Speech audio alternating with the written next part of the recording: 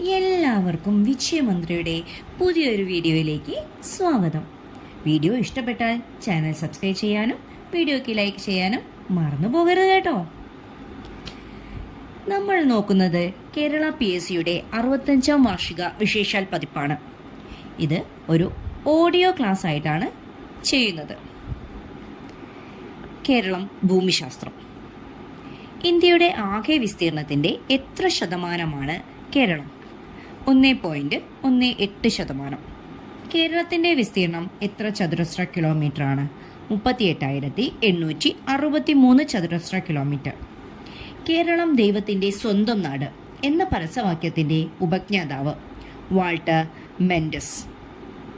കേരളത്തിൽ ഏതു ഭൂപ്രദേശത്താണ് ഏറ്റവും കൂടുതൽ ജനസാന്ദ്രതയുള്ളത്? തീരപ്രദേശം.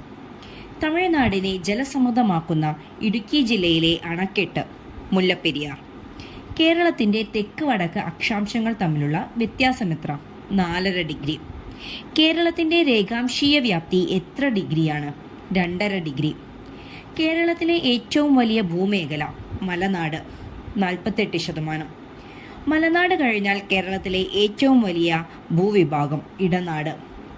കേരളത്തിൽ ഏറ്റവും കൂടുതൽ തദ്ദേശ ഭരണ സ്ഥാപനങ്ങളിൽ ആയി അധിവസിക്കുന്ന ആദിവാസി വിഭാഗം ഏത്? ഉള്ളാടൻ.